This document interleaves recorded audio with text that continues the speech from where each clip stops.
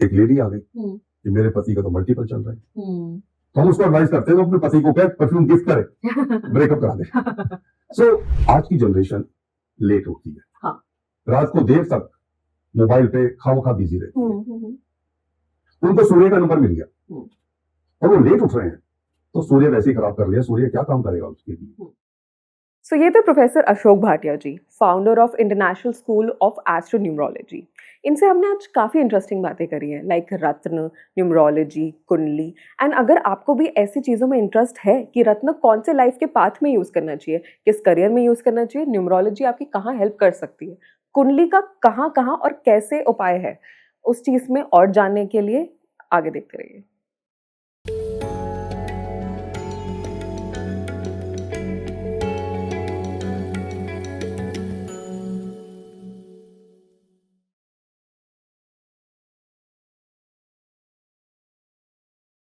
Welcome, आपका star speak podcast में स्वागत है। आज हम बैठे हैं एक बहुत रिनाउंड एक्सपर्ट के साथ इन एस्ट्रोलॉजी एंड न्यूमरोलॉजी। इनका नाम है professor Ashok Bhatia ji. Ashok Bhatia ji, welcome to our podcast. Thank you हमें ग्रेस करने के लिए यहाँ पे। आज हम बहुत सारी चीज़ों के बारे में बात करेंगे। कुछ नाम ले लेती हूँ जिससे आप लोगों का भी इंटरेस्ट बना रहे और आपको पता चले कि हम नेक्स्ट 1 घंटे या कितने भी घंटे हमें ज्ञान मिल सके भाटिया जी के साथ उस बारे में बात करेंगे। थोड़ा न्यूमरोलॉजी पे हम टच करेंगे, थोड़ा एस्ट्रोलॉजी पे, थोड़ा ज्योतिष जानने की कोशिश करेंगे एंड एक मेन चीज़ के बारे में जानने की कोशिश करेंगे एंड आजकल के डे टू डे लाइफ में उस चीज़ का क्या प्रभाव है, क्या इफेक्ट है, विच इज़ कुंडली। आपने मूवीज़ में सुना है, आपने अपने पेरेंट्स को, ग्रैंड पेरेंट्स को बात करते हुए सुना है, इवन आपके रिलेटिव्स को अगर शादियों में किसी के करियर में कुंडली का कहीं ना कहीं जिक्र आ ही जाता है। तो कितना इफेक्ट करता है, क्या चीज़ें उसके इफेक्ट करती हैं, कितना हमें उस पर ध्यान देना चाहिए, क्या चीज़ अगर आपको अधूरे ज्ञान के साथ यूज करेंगे तो क्या दिक्कत आ सकती है, तो उसके बारे में हम थोड़ी बहुत बातें करेंगे। अब मैं अपना सारा जितना भी मेरी क्यूरियोसिटी है मैं भाटिया जी पे ट्रांसफर करूंगी एंड सबसे पहले मैं शुरू करना चाहूंगी। आप थोड़ा सा हमें और हमारे ऑडियंस को बताइए कि आपका एस्ट्रोलॉजी और न्यूमरोलॉजी में, क्योंकि मैं जानती हूँ कि आपका कॉमर्स डिपार्टमेंट में आपने स्टार्ट किया था, आप एस्ट्रोलॉजी और न्यूमरोलॉजी में कैसे घुसे, आपका इंटरेस्ट कैसे बना, थोड़ा सा हमें उस बारे में बताइए प्लीज। कहा तो जाता है डेस्टिनी। मैं टीचिंग लाइन में भी नहीं जाना चाहता था, लेकिन मेरे पास एयरफोर्स में जाने के नंबर नहीं थे। ओके, आपका एयरफोर्स बैकग्राउंड है?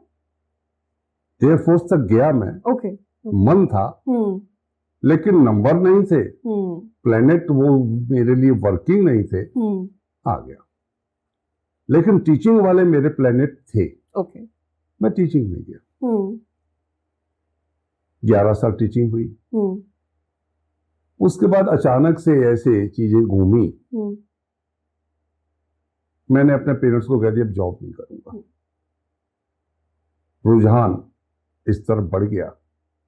अब क्योंकि एजुकेशन इतनी थी कि हर चीज को एनालिटिकल लेना एंड लॉजिकल लेना। हाँ जी। तो मेरी डेट ऑफ बर्थ के नंबर कुछ ऐसे थे जो वो लॉजिक करवा रहे थे। नहीं पता था। धीरे धीरे जैसे इस फील्ड में चला तो पता चला ये हो क्यों रहा है।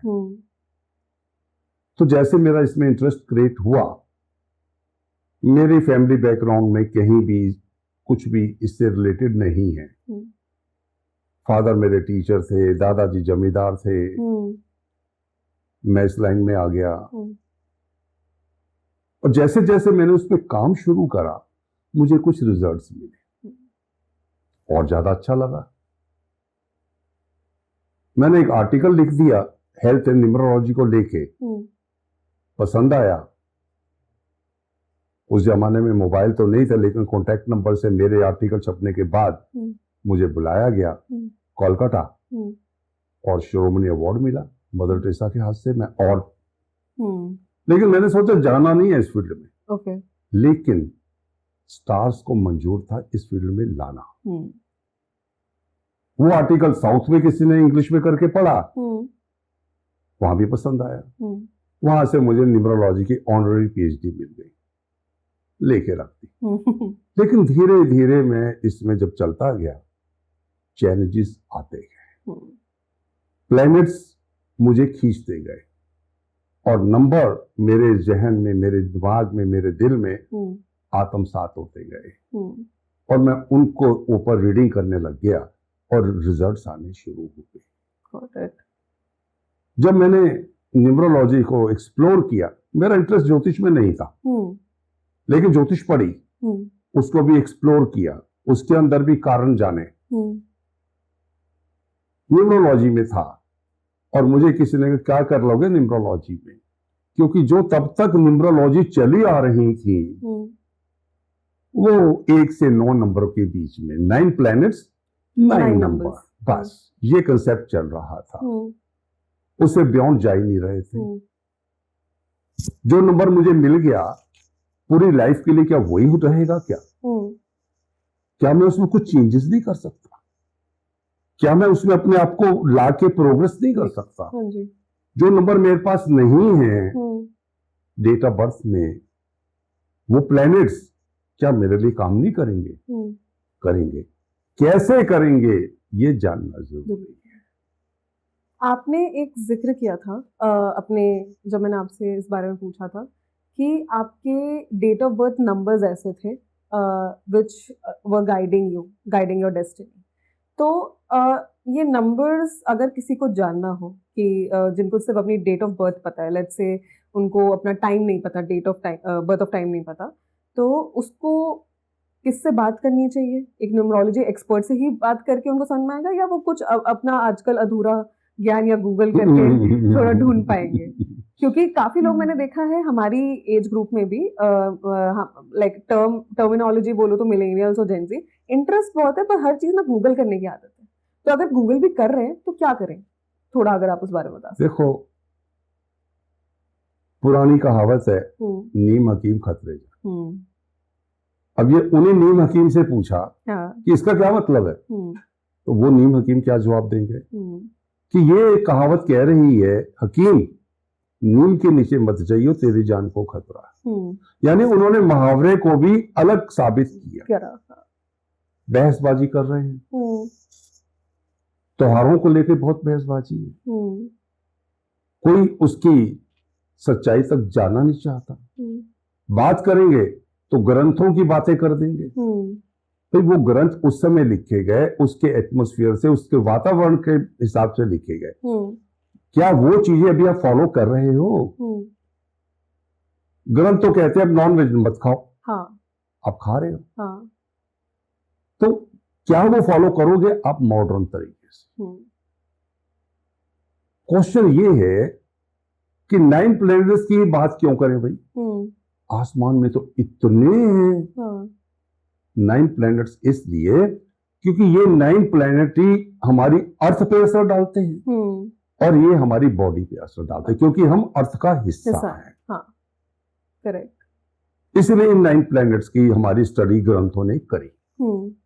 और भी हैं प्लैनेट्स, वेस्टर्न कुछ और होने शुरू हो गए, 2-4 एक्स्ट्रा डाल दिए। हमारे यहाँ राहु केतु है 9 प्लैनेट्स में, वो लोग नहीं मानते। मैं मॉडर्न कंसेप्ट में कहता हूं कि राहु केतु क्या है? हमारी अर्थ का नॉर्थ पोल है, साउथ पोल। 180 डिग्री पे रहेंगे, पर वो हम पे कैसे प्रभाव डालते हैं ये हम सब उसमें देखते हैं।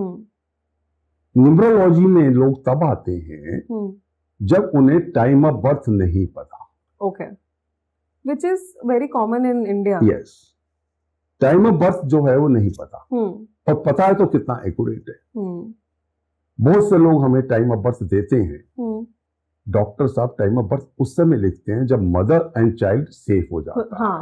बट उनका अर्थ में जब वो आते हैं वो तो कुछ मिनटों पहले या कुछ आधे घंटे पहले बहुत कंसेप्ट है हमारे। हम कोशिश करते हैं कि उस टाइम को रेक्टिफाई करके उससे बातचीत करें, जो इवन टैली करते हैं वैसे बातचीत करते हैं। ठीक है। तो एस्ट्रोलॉजी की जो हमारी होरोस्कोप बनती है, कुंडली बनती है, वो थोड़ी सी जटिल है। उसमें हम हाउस, प्लैनेट्स एंड राशि, साइंस, जो हमने इस यूनिवर्स में, क्योंकि एस्ट्रोनॉमी, ज्योग्राफी, एस्ट्रोलॉजी ये सब आपस में मिले हुए हैं। क्योंकि एस्ट्रोलॉजी की जो कैलकुलेशन है बेस्ड ऑन द एस्ट्रोनॉमी। तो एस्ट्रोनॉमी में जो स्पीड चल रही है प्लैनेट्स की, हर महीने सूर्य राशि बदलता है, ये हम कहते हैं, असल में तो पृथ्वी राशि बदलता है। हाँ। तो क्या प्रभाव आएगा, वो रीडिंग एस्ट्रोलॉजर करता है। Got it. कि आपका सन कहाँ आया। अब ये चीजें न्यूमरोलॉजी में नहीं है, आसान है। तो रिजल्ट हमारा पूरा आ नहीं पाता था। तो जब मुझे चैलेंज मिला तो मैंने इस पे काम शुरू किया और कहा कि इस न्यूमरोलॉजी को only based on the date of birth मैं यहां तक लाने की कोशिश करूंगा कि वो एस्ट्रोलॉजी की तरह आंसर करे। ओके। और आज की तारीख में वो हो रहा है, इसलिए मैंने उसको नाम दिया वैदिक अंक ज्योतिष, वैदिक न्यूमरोलॉजी। ओके। ये ब्रांड हो चुका है। ओके। उसमें हर तरह का रिजल्ट आता है, जो आपको एस्ट्रोलॉजी में मिल रहा है रिजल्ट वो यहाँ मिल रहा है। पर आपने उसमें वैदिक साइंस, वैदिक से जोड़ के कि ये मेरे प्लेनेट जो मुझे मिले हैं, जो नंबर मिले हैं प्लेनेट से जुड़े हुए नंबर्स जो हैं वो हर जगह काम आ रहे हैं। अगर हम वहां बात करें एस्ट्रोलॉजी में, तब भी वो प्लेनेट लिख रहे हैं हम, नंबर से जोड़ लो। तो वो जो नंबर हैं जो मुझे मिल गए मेरी डेट ऑफ बर्थ में, आज 22 अक्टूबर 2024 है। मैं अपने सिस्टम में सेंचुरी नहीं लेता, तो 20 नहीं लूंगा। तो आज की डेट ऑफ बर्थ में 22 का दो बार आया, अक्टूबर का एक बार आया, और 24 में एक 2 और एक 4 और आ गया। यानी आज की डेट ऑफ बर्थ में 3 बार 2 आ गया, जो कि चंद्रमा का नंबर है, एक बार सूर्य का नंबर आ गया, और एक बार राहु का नंबर आ गया, which is 4। अब इसमें जो वैदिक में मैं ग्रिड बनाता हूं उसके अनुसार चंद्र ग्रहण योग भी बना, अमावस योग भी बना, और सूर्य ग्रहण योग भी बना। तो 3 योग जो बने हैं उसको लाइफ डिफिकल्टीज में लाएगा, क्योंकि चंद्रमा 3 बार आया तो उसका मन विचलित रहेगा, टिकेगा नहीं। ये योग हमारे अमिताभ बच्चन जी के पास भी है, लेकिन उनके पास एक नंबर ज्यादा, सूर्य ज्यादा, और थोड़ा सा उन्होंने अपना जो खान पान है वो थोड़ा कंट्रोल रखा है। तो जो मिला है वो हमारा भाग्य है, और जो नहीं मिला उसको हमने अपने कर्मों से लेना है। कर्मा डज नॉट मीन कुछ और, your action, your behaviour, that is a karma. Then तो अगर हमें हमारे destiny which is our numbers, अगर हमें उसके अंदर कुछ नहीं मिलता या फिर कुछ ज्यादा दोष जैसे कह रहे हैं, तो आप कह रहे हैं कि हम अपने कर्मों से उनको बेटर कर सकते हैं। बिल्कुल।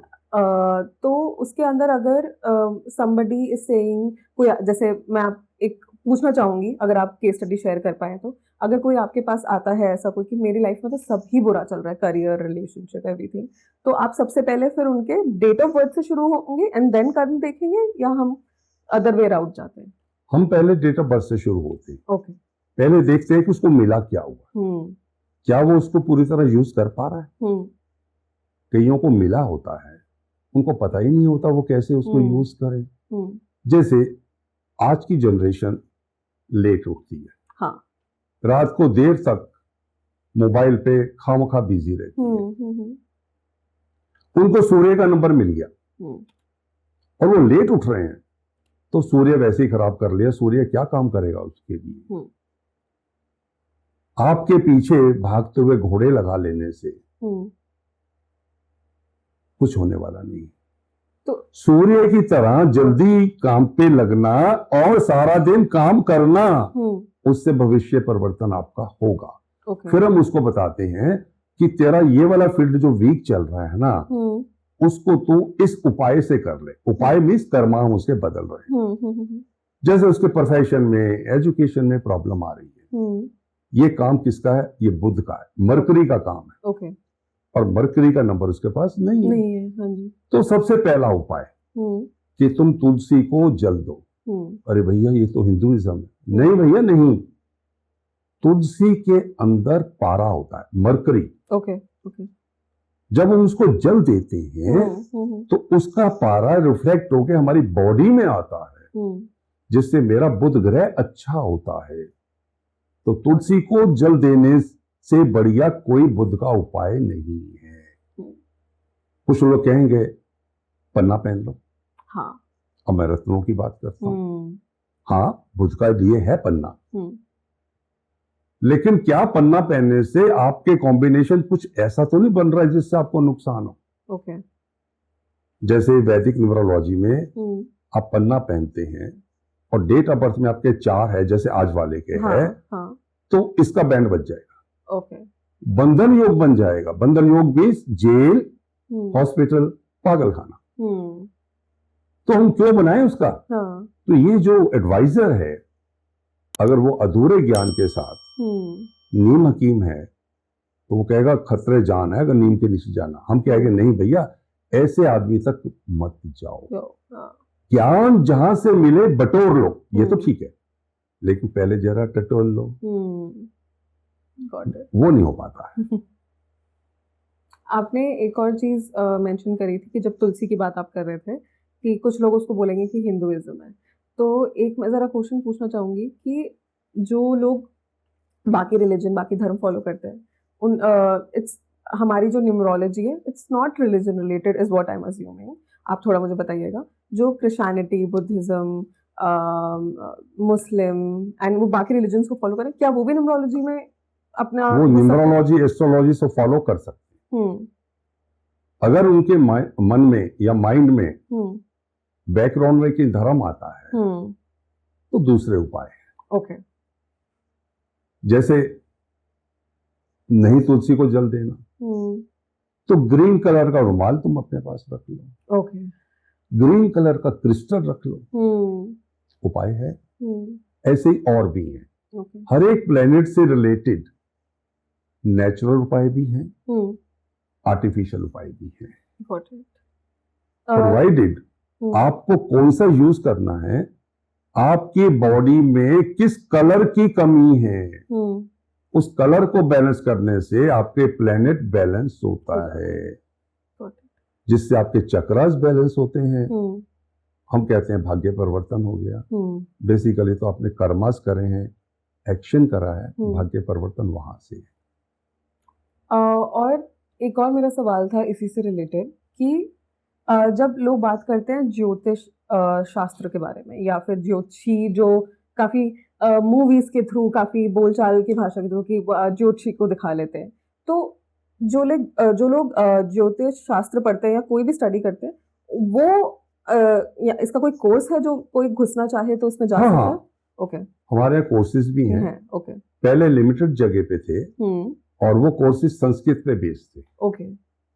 जैसे बनारस में, हाँ, दिल्ली में भी लाल बहादुर शास्त्री विद्यापीठ है, वहाँ आज भी संस्कृत में ही कराते हैं। ओके। लोग पुराना सिस्टम छोड़ना नहीं चाहते। बहुतों को नहीं पता कि पुराने सिस्टम में सूर्य उदय से घड़ी को गिनते थे और घटी पल से कैलकुलेशन होती थी। ओके। अब वो कंट्रोवर्सी में पड़े हुए हैं। मॉडर्नाइज जो चीजें हो गई हैं वो हो गया आपका इंग्लिश कैलेंडर और English watch, midnight to midnight. Yes. अब तो उसको फॉलो करोगे। हाँ। और मॉडर्न तरीके से अब हम टेबल ऑफ असेंडेंट पे बेस कर रहे हैं। उस सबको हमने और आसान करा, कंप्यूटर में डाल दिया, सॉफ्टवेयर बन गया, क्योंकि नंबर्स ही है। हाँ। नहीं, उसका जो है कैलकुलेशन जो है एस्ट्रोनॉमी की, सब हमने उसमें डाल दी। हाँ। अब आसान हो गया। उसके अलावा ऐप आ गए। यानी हम लोग जितने इजी होते जा रहे हैं, बैकग्राउंड समझने की कोशिश ही नहीं कर रहे हैं। हाँ। तो जब आप स्टडी करते हो, पहले आपको पूरा ये सीखना है कि एस्ट्रोनॉमी नहीं सीखनी, एस्ट्रोनॉमी कैसे इफेक्ट कर रही है। और ज्योग्राफी से हमने देखना है कि वो मून या सन यूएसए से कितनी डिग्री पे है, इंडिया से कितनी डिग्री पे है, न्यूजीलैंड से कितनी डिग्री पे है। इसलिए हम प्लेस भी लेते हैं। ओके। और उस प्लेस से कैलकुलेशन डिग्रीज की लेके फिर हम वो देखते हैं कि जब कोई भी इंसान कहीं भी पैदा हुआ है तो वो एक पर्टिकुलर प्लेस पे पर्टिकुलर डिग्री पे 9 प्लैनेट्स की डिग्रियां लेता है। Got it. उस डिग्रियों से हमारी डीप स्टडी आती है। Basically, जब हम everything is जब interrelated. उस डीप स्टडी से रीडिंग बताते हैं तो एक्यूरेसी आ जाती है। जैसे हम ऑफ कैमरा भी बात कर रहे थे कि सब कुछ इंटर रिलेटेड ही है at the end of the day, and better results के लिए सब कुछ को देखना जरूरी है। अगर आता है तो जरूर देखना मतलब चाहिए। जिनको आता है। तो मैंने तो कोशिश करी है, बहुत से लोग नहीं ज्योतिष में जाना चाहते, मत जाओ। मैंने इसको अपना मेक इन इंडिया वाले स्टोरी पे लेके आया हूँ कि हमारी भारतीय जो पद्धतियां हैं उनको लो। वैदिक अंक ज्योतिष का आधार नवग्रह यंत्र है।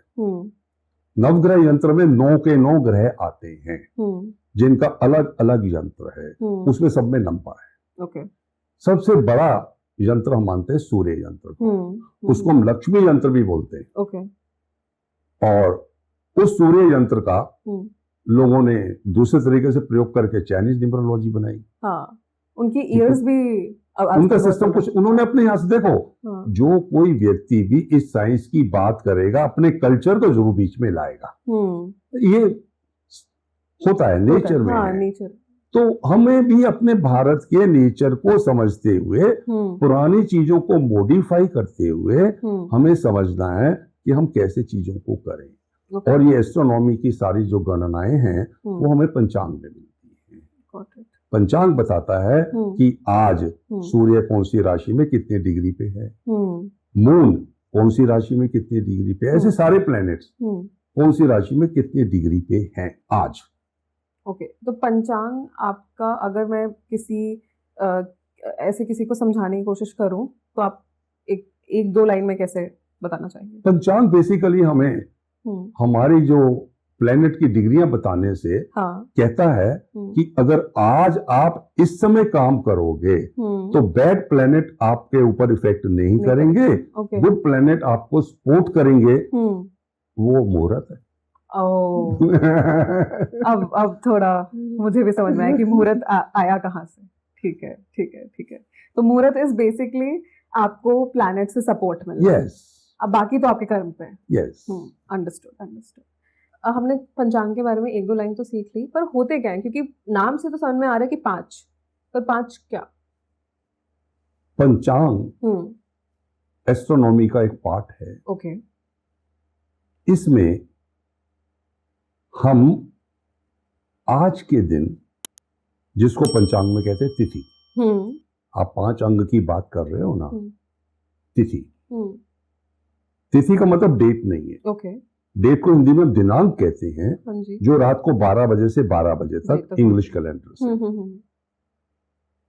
तिथि सूर्य और चंद्रमा की 12 डिग्री की दूरी को कहते हैं। जिस समय 12 डिग्री पूरी होती है तिथि बदल जाती है। बहुत साइंटिफिक है लेकिन समझ से परे है। उस तिथि को हम लोग अगर इंटरप्रेट नहीं कर पाते हैं तो बहुत कंफ्यूजन है त्योहारों के उसी तिथि के कारण।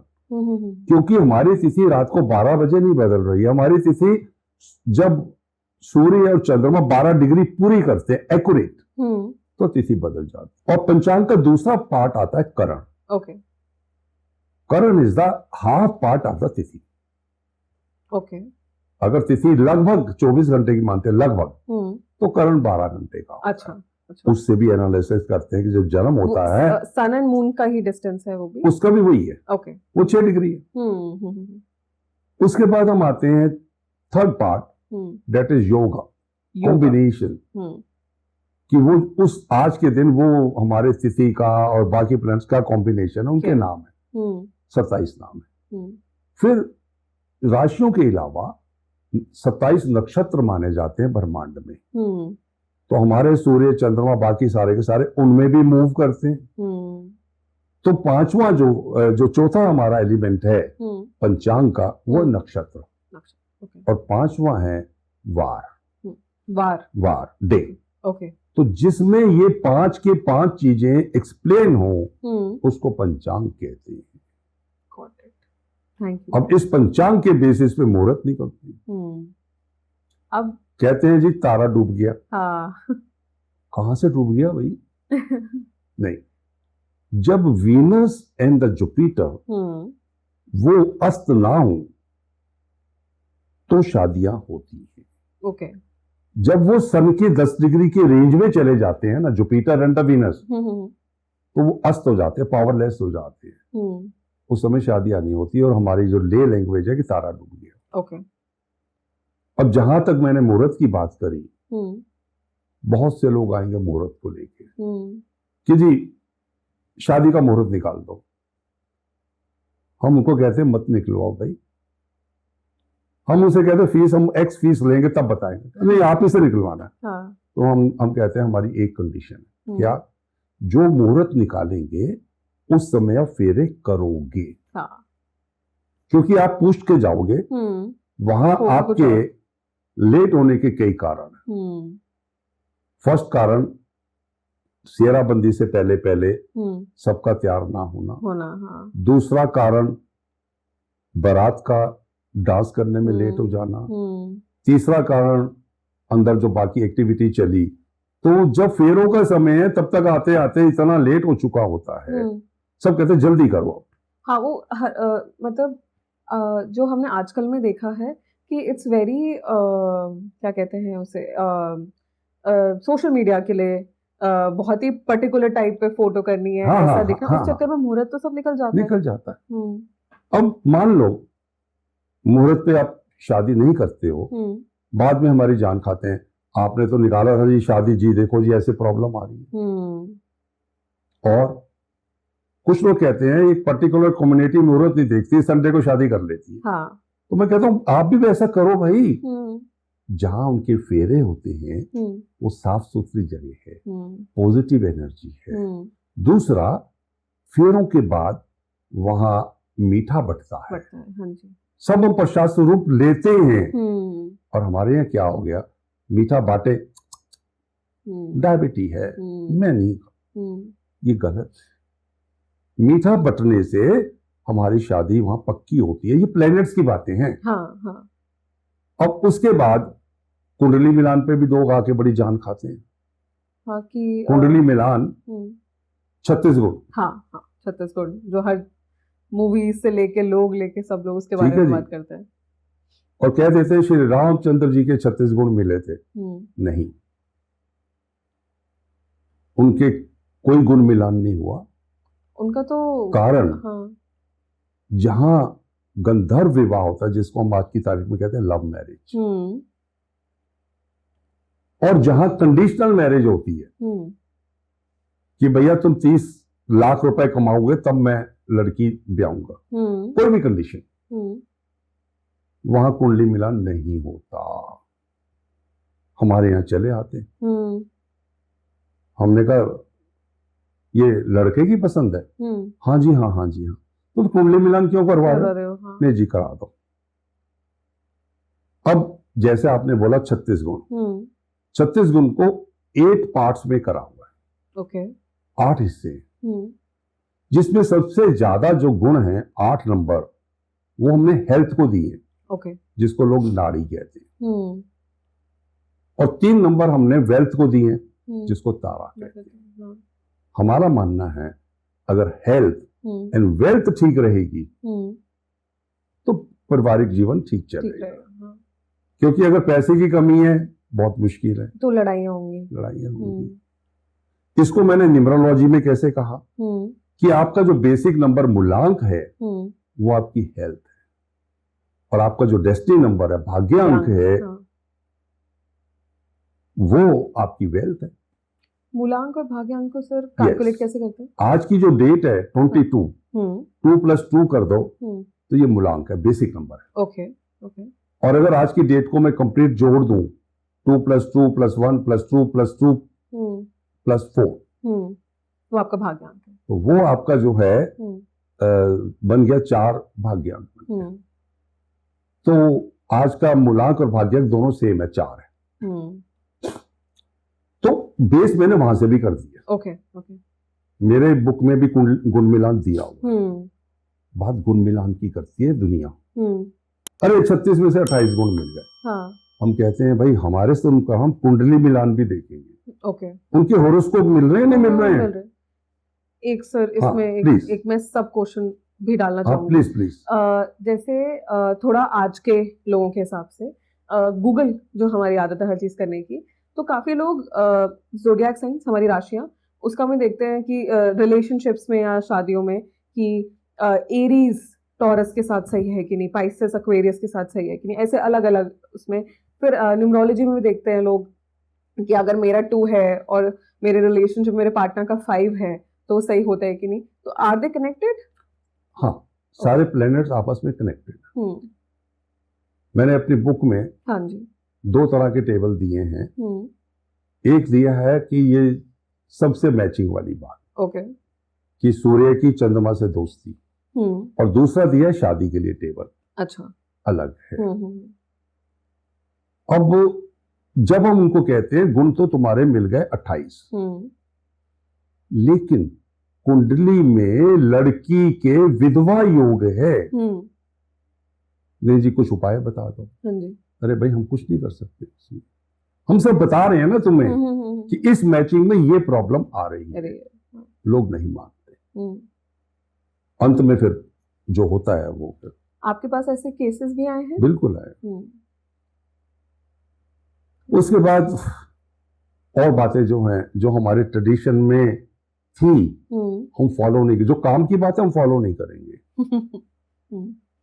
शादियां आजकल डेस्टिनेशन में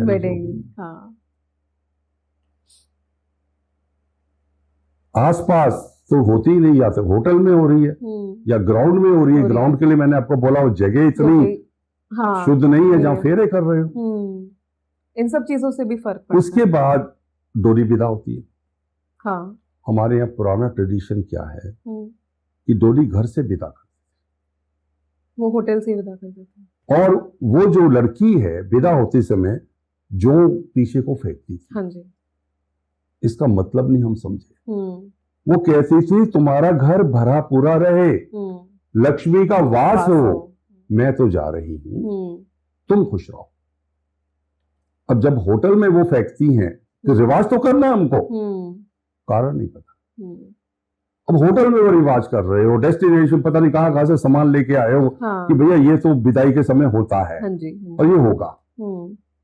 तो जो आपका लक्ष्मी घर में आनी थी वो अब क्या हो रही है?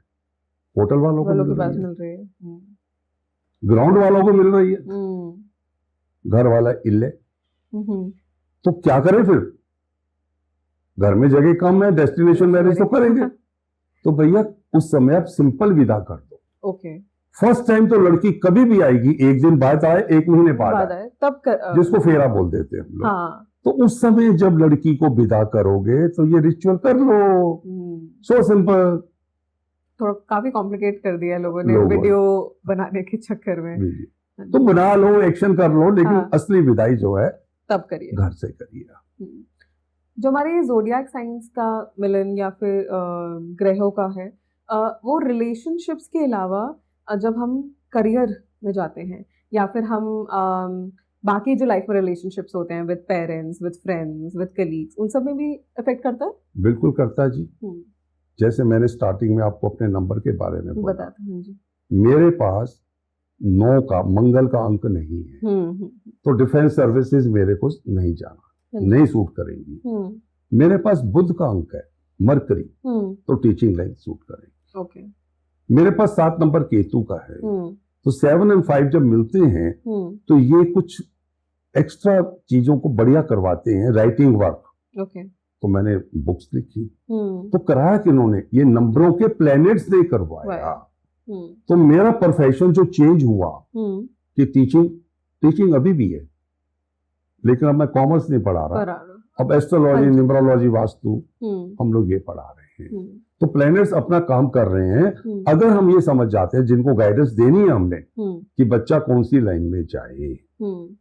लास्ट वीक किसी मदर ने मेरे से पूछा, जानकार है एस्ट्रोलॉजी, वो भी जानती है, कि बेटी का, मैं कहा मेरे को बेटी से बात कराओ, क्योंकि उसका प्रोफेशन लग रहा फैशन डिजाइनिंग, और वो सब है ऑर्थोडॉक्स फैमिली से। तो वो कहते नहीं ये इस प्रोफेशन में जाना चाहती है। हाँ, तो मैंने कहा फिर इस प्रोफेशन में जाना तो ये 2 रेमेडी करो, तब चांसेस बनेंगे, वरना तो इसका जो है fashion designing, readymade garments, beauty parlour, ये है इसका प्रोफेशन। तो हम लोग तो गाइड करने को बैठे हैं। तो बहुत से लोग जब उनको सब्जेक्ट चूज करना होता बच्चों का, पहले ही पूछ लेते हैं प्रोफेशन के लिए, प्रोफेशन का है, मैरिज का है, बच्चों का है, बच्चे हुए नहीं हुए, यही क्वेश्चन मेनली आते हैं, या लव अफेयर्स का है कि मेरा अफेयर सक्सेसफुल हो गया नहीं हो गया। बहुत से लोग तो यहाँ तक आते हैं अभी शादी हुई नहीं, होने वाले बच्चे का प्रोफेशन पूछना शुरू कर देते हैं। Future planning, future planning. हम कहते हैं शादी जो हैपनिंग है ना, वो 2 जने मिलेंगे तब होगी, उसके बाद चीजें डिसाइड होंगी। क्योंकि उनके भी क्या प्लैनेट्स हैं, उनका भी क्या नक्षत्र है, सब मैच करना। हमारा ये मानना है कि वीनस जो है, शुक्र, वो मैरिज फिक्स कराता है, और जुपिटर उसे सेलिब्रेट करवाता है। ओके, इसीलिए हम कहते हैं दोनों जो है रोशनियां मिलनी चाहिए, तभी मैरिज हो पाती है। भाटिया जी, मैं आपसे ना एक और चीज पूछना चाहूंगी। ये किसी ने हमारे ना इंस्टाग्राम पे हमने कोई चीज डाली थी, उसमें किसी का कमेंट आया था इसमें, और ये मैं एज अ क्वेश्चन ही रखना चाहूंगी कि कुछ लोगों के पास जैसे किसी न्यूमरोलॉजी में किसी नंबर, किसी प्लैनेट की कमी है, उनको किसी एडवाइजर ने बोला कि आप ये रिंग पहन लीजिए, आपका बेटर हो जाएगा। अब they are not that well off, इतना पैसा नहीं है कि स्पेशली इस स्टोन का रिंग बना सके, तो जरूरी है तभी ठीक हो पाएगा या कुछ और रीजन अदर भी होते हैं उपाय? जैसे मैं शुरुआत में बता रहा था, मरकरी के लिए तुलसी है, तो आप ग्रीन भी कर सकते हैं। ठीक है। अब शादी नहीं हो रही, डेट ऑफ बर्थ में 6 नंबर नहीं है, ऐसो को हम एडवाइस करते हैं किसी को परफ्यूम गिफ्ट मत करिए। ओके। अब हमें एक लेडी आ गई कि मेरे पति का तो मल्टीपल चल रहा है, तो हम उसको एडवाइस करते हैं तो अपने पति को क्या परफ्यूम गिफ्ट करे, ब्रेकअप करा दे। सो हैं, नेचुरल उपाय हैं, पर उसके लिए उसको अपनी बॉडी को कष्ट देके कुछ काम करना पड़ेगा। जैसे सूर्य को अच्छा करने के लिए सुबह सनराइज के आसपास आपको सूर्य को जल देना है। हम आलसी कहाँ जाएंगे, इसके लिए हम रूबी बोल देते हैं। अच्छा। तो हर तरह के हमारे प्राकृतिक भी हैं और आर्टिफिशियल भी हैं। ये जितने भी हमारे रत्न हैं, जेम्स हैं, इनका काम दिन में 2-3 घंटे का ही होता है। ओके। जिस समय उनकी होरा चल रही है, होरा मीन्स 1 घंटे का समय होता है। ओके। तो दिन में हर एक प्लेनेट की होरा चलती है, हर 1 घंटे में चेंज होती है। इज इट सिमिलर टू मुहूर्त? नहीं, मुहूर्त इज डिफरेंट। ओके। होरा इज फॉर होरा is the daily 1 hour change. Okay. हर 1 घंटे में नेक्स्ट प्लेनेट। जब सुबह सनराइज होता है, तो आज हमारा ट्यूसडे है, अगर उसको बिल्कुल सूरज की रोशनी को ढंग से देखोगे तो 7 रोशनियों में से रेड कलर आज सुबह ज्यादा प्रोमिनेंट था। क्योंकि उस समय मंगल की हो रहा थी। लाइकवाइज चेंज होता है। तो जब वो हो रहा आती है तभी वो एक्टिवेट होते हैं, लेकिन आम आदमी को नहीं पता, इसलिए पिनवा देते हैं। इनका काम है उस प्लेनेट को अंदर स्ट्रॉन्ग करना, जो प्लेनेट अंदर वीक है आपके, वो हम ही जानते हैं, और उसका कोई साइड इफेक्ट भी ना हो, उसका नुकसान भी ना हो, क्योंकि हर रतन नुकसान भी देता है। वही मेरा नेक्स्ट क्वेश्चन आपसे वही था कि आई नो अपने नोन में भी एंड इन जनरल इधर उधर आर्टिकल्स पढ़ के भी कि बहुत लोग ना, अगर जैसे किसी ने उनको एक रिंग की सजेशन दिया कि अभी रिंग पहन लीजिए, एंड उसके बाद जितनी भी बुरी चीज़ें हुई हैं उनकी लाइफ में, they start blaming it on the ring, and वो फिर उतार के फेंक भी देते हैं बिना सही से डिस्कार्ड करे, वो कहीं भी फेंक देते हैं गुस्से में, चाहे सही कि नहीं ये भी बुरा हो गया, वो भी बुरा हो गया, सब इसी की गलती है, तो कब से मैं मानूंगा नहीं। तो मेरा ये मानना है पर्सनली कि क्योंकि उनको शायद उन्होंने ठीक से या तो अप्लाई नहीं किया या अधूरा ज्ञान की वजह से फायदे की जगह थोड़ा नुकसान हो गया उनका। सबसे बड़ी इसमें विडंबना है कि वो सस्ते के चक्कर में ऐसे एडवाइजर के पास चले जाते हैं जिनका ज्ञान कम है, और उनका टारगेट है कि आपको रतन या जेम बेच के 2 पैसे उसमें मैं हाँ, कमा लूं। हाँ। जबकि हमारा शास्त्र हम्म, इसको सपोर्ट नहीं करता। ओके। बदनाम कौन होता है? शास्त्र। हम्म, प्लेनेट की डिग्रियां, प्लेनेट की पोजीशन, प्लेनेट के हिसाब से पहनना है नहीं पहनना है, बहुत चीजें देखी जाती है। जैसे मैंने थोड़ी देर पहले आपको बोला कि अगर मैंने इमराल्ड पन्ना पहनवा दिया तो जैसे ही राहु का उसके पास आएगा उसका बैंड बजेगा। हाँ, तो ऐसे ही उसका बैंड बज गया किसी का, तो दोष तो उन्होंने रतन को दे दिया ना। उस समय हम एडवाइस भी करते हैं इस रतन की ड्यूरेशन ये है। ओके। कोई पहन के हमारे पास आता है, हम कहते हैं जब से तुमने पहना को फायदा हुआ, नहीं जी, उतार दो। फिर उतारने का हम बता देते हैं कि जिस वार को पहना था उसी वार को उतारो और संभाल के रख लो, क्योंकि सोने में पहना हुआ है, सोना क्यों फेंकोगे? हाँ जी, हाँ जी। कल को जरूरत पड़ेगी तो आपको बता। बात है टाइमिंग की कि किस समय कौन सा रतन पहनना है, कौन सा प्लेनेट वीक चल रहा है उसको सपोर्ट करना है।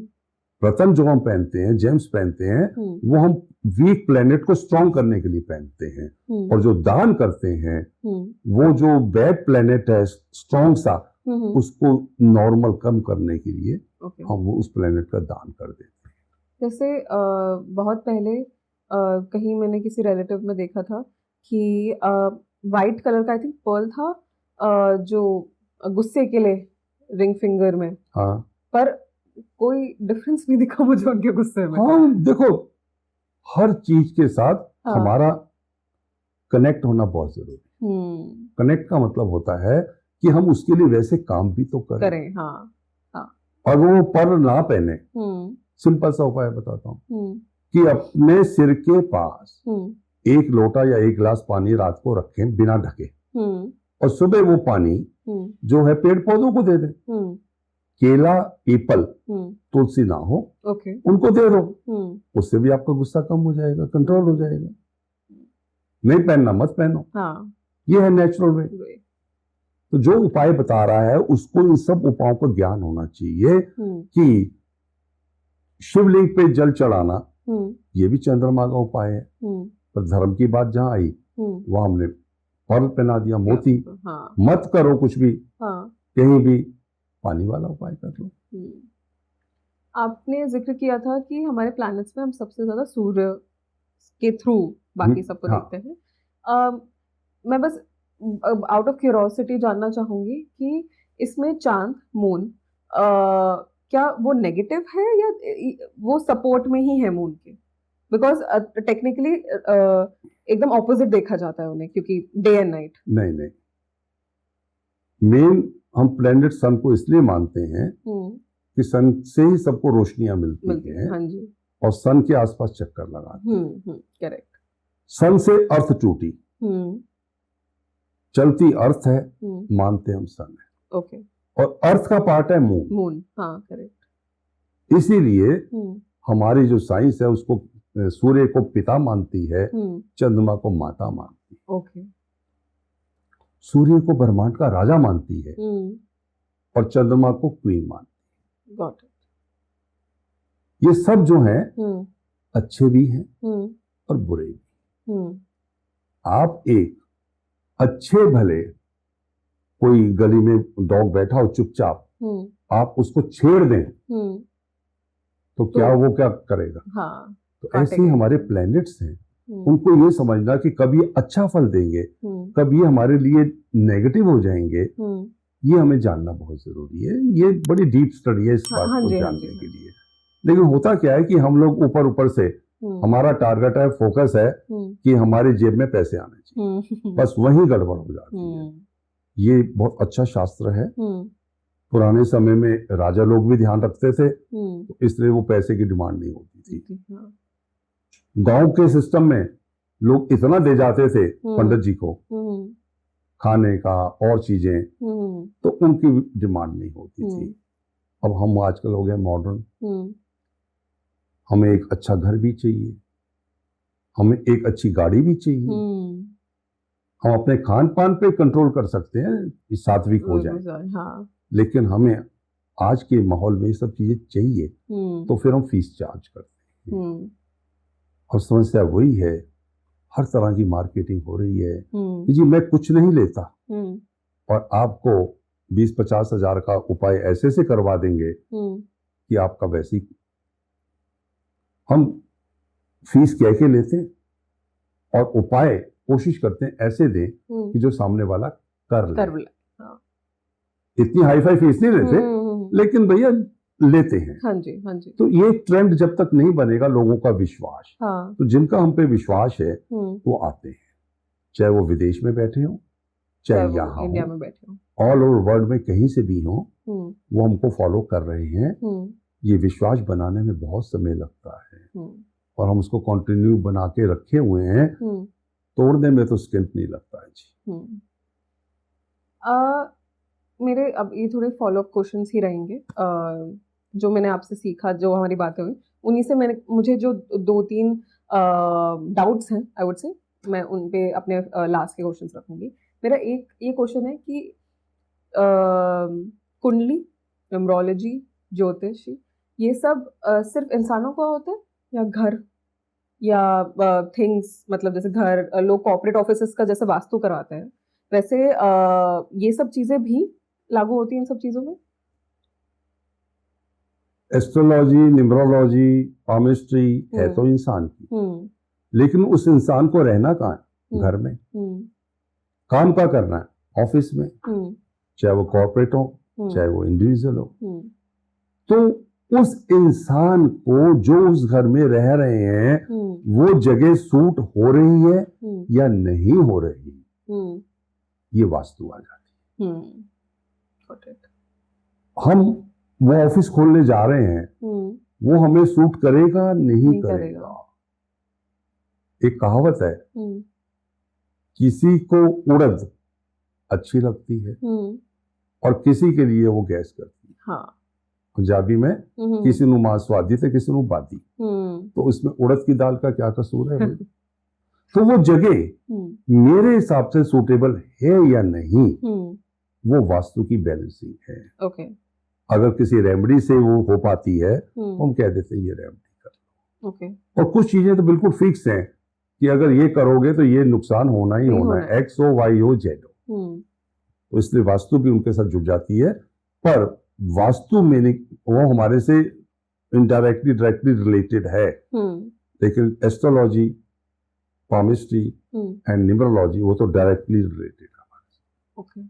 मुझे इंटरेस्ट आपके स्कूल में है कि अगर कोई, आप थोड़ा गाइड कर दीजिए कि क्या क्या सीख सकता है कोई वहाँ पे, थोड़े कोर्सेज के बारे में एंड थोड़ा टाइम ड्यूरेशन, कि अगर किसी को इस पॉडकास्ट या इसमें भी जो भी हमने बात करी उसमें कुछ इंटरेस्ट है और डीपर लेवल पे उसको जानना चाहते हैं, तो आपके स्कूल से हम क्या क्या पढ़ाई कर सकते हैं? देखो, हमारी संस्था का नाम ISWAN है। हाँ जी।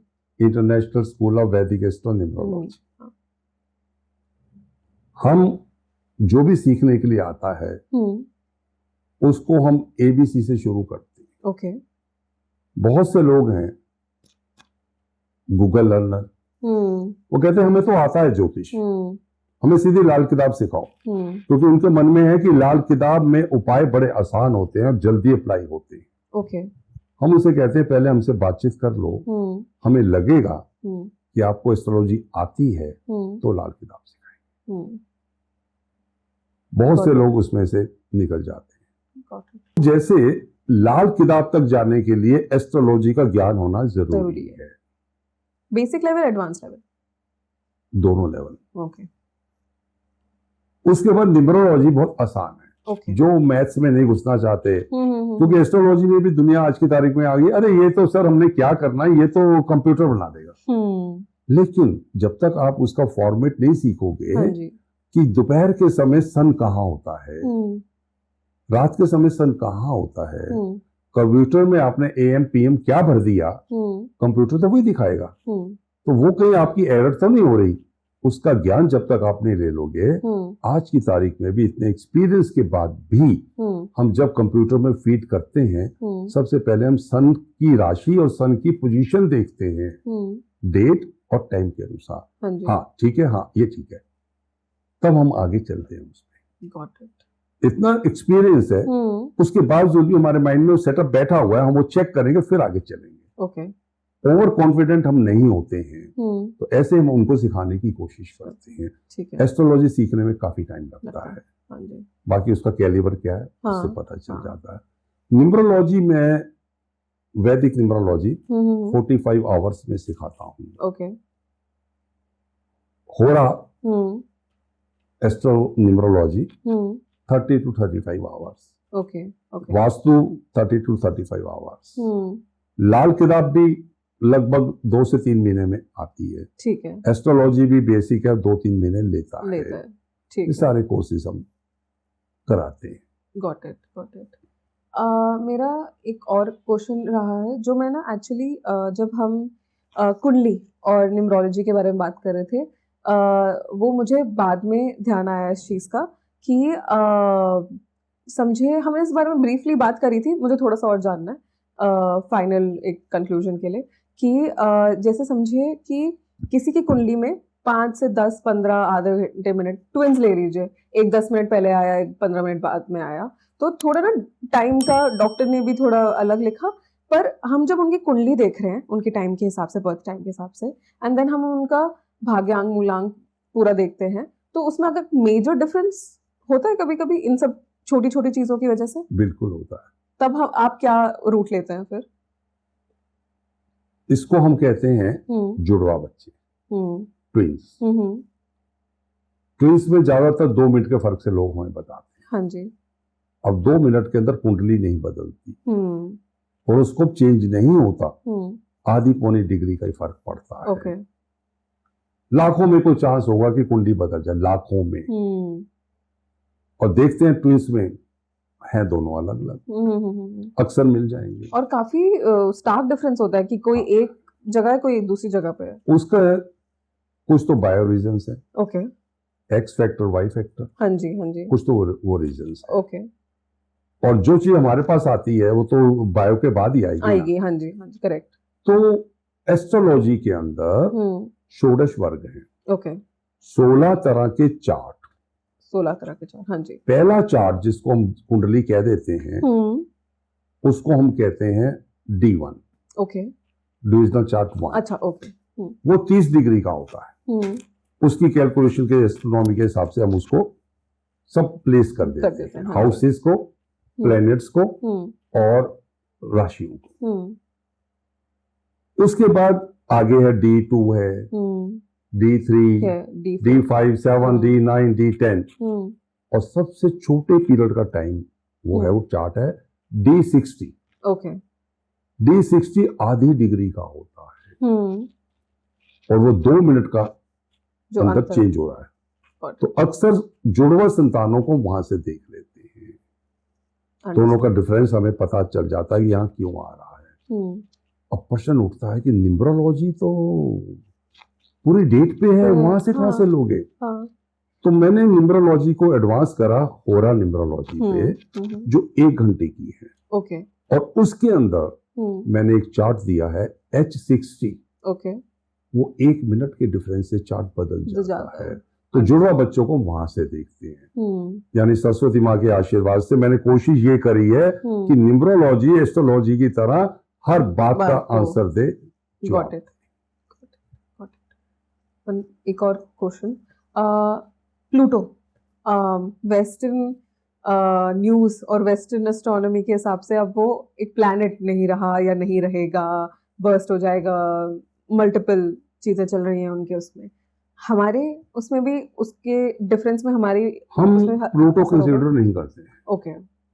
हम जो 9 प्लैनेट्स करते हैं कंसीडर, उसमें से 2 राहु केतु तो छाया ग्रह है। हाँ जी। मेन हम 7 प्लैनेट्स कंसीडर करते हैं। ओके। जिसमें सैटर्न हमारी अर्थ से सबसे दूर है। हाँ जी।